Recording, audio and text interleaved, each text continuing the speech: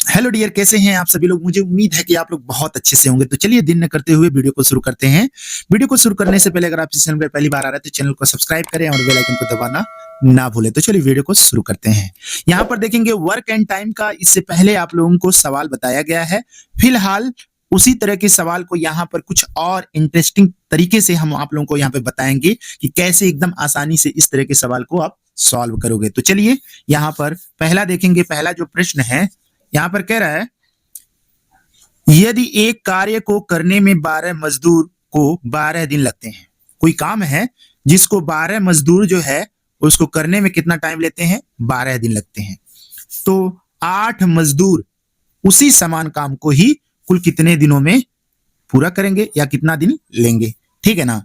तो जब भी इस तरह के सवाल आपको मिले तो आप क्या करिए, 12 मजदूर है तो आप लोगों को एक सवाल बताया, एक सूत्र बताया गया था, M1 D1 H1 by W1, तो M2 D2 H2 by W2। तो सेम यही सूत्र लगता है। लेकिन अगर यहां पर वर्क ना दिया हो, ठीक है ना, काम ना दिया हो, तो कैसे लगाएंगे। जैसे मान लेते हैं कह रहा है एक काम को, तो एक काम को ये दोनों कर रहे हैं जबकि अलग अलग काम रहता है। तो जो है हम यहाँ पे W1 और W2 लगाते हैं। फिलहाल अगर ऊपर वाले ये सारा वैल्यू देता है तो ऊपर वाले सारे वैल्यू को हम रख देते हैं सेम टू सेम उसी कंडीशन में जिस कंडीशन में ये दे रहा है, ठीक है ना। तो यहाँ पर आप देख पा रहे हैं कि 12 मजदूर यानी कि यम का मतलब होता है यहाँ पर कुल कितने आदमी हैं। तो 12 मजदूर 12 दिनों में, यानी डी का मतलब D1, तो 12 दिनों में किसी काम को, ठीक है ना, समाप्त कर देते हैं। फिलहाल यहाँ पर कितना घंटा काम करते हैं ये नहीं दिया है, तो नहीं दिया है तो नहीं रहने देते हैं इसको। फिर कह रहा है 8 मजदूर उसी काम को कुल कितने दिनों में करेंगे, तो भाई 8 गुणे मान लेते हैं इसको x दिनों में पूरा करेंगे, कोई दिक्कत नहीं है। तो यहाँ पर देखेंगे 4 दूना 8, 4 तियां 12, तो 2 एक कम 2, 2 6 का 12, तो 6 त्रिक कितना हो गया, 18 हो गया, ठीक है ना। कितना हो गया, 18 हो गया।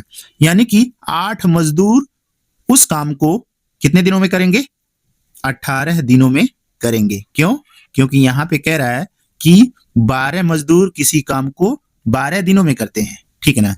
तो उसी सेम काम को 8 मजदूर जो है कितने दिनों में करेंगे, 18 दिनों में करेंगे, ठीक है। प्रश्न नंबर यहां पर देखेंगे दूसरा। प्रश्न नंबर दूसरे में आप देख रहे हैं, कह रहा है कि जो है 50 मजदूर 40 दिनों में कितना कमाते हैं, 4000 कमाते हैं।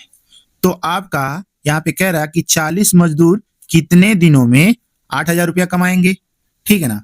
तो हम यहाँ पर जो कमाने वाला जो पैसा ये दिया हुआ है ना, इसको हम क्या समझेंगे, ये जो पैसा दिया हुआ है इसको W1 समझेंगे और इसको W2 समझेंगे, तब आसानी से लग जाएगा।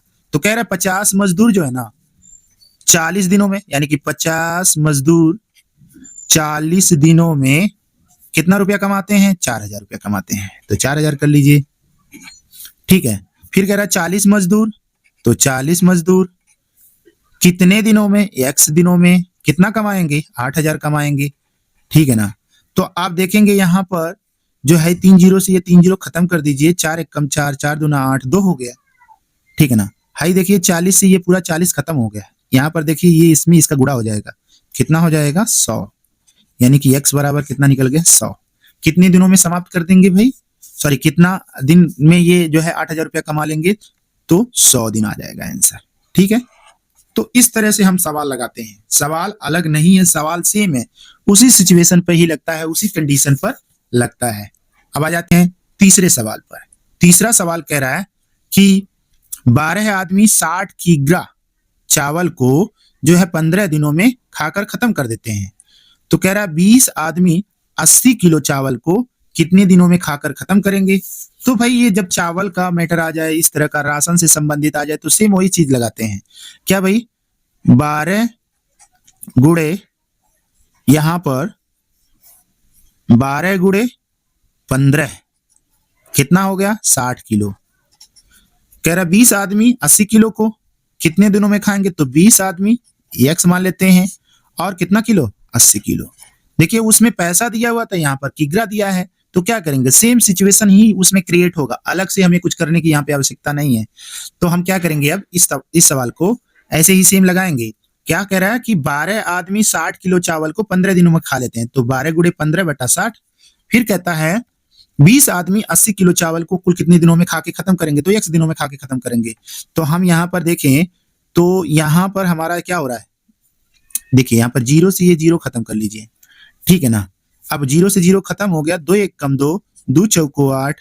तो अब यहाँ पर आप देख पा रहे हैं 15 1 कम 15, 15 चौका 60, यहाँ भी नीचे 4 है, यहाँ भी नीचे 4 है, 4 से ये 4 खत्म हो गया।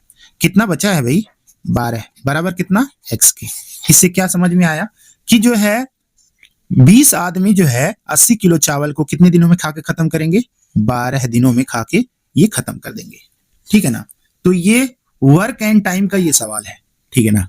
आप देखते हैं यहाँ पर जो है चौथा सवाल कह रहा है अगर मोहन किसी काम को 10 दिनों में और सोहन उसी काम को 15 दिनों में कर सकता है, तो दोनों मिलकर उस काम को कुल कितने दिनों में समाप्त करेंगे, ठीक है ना।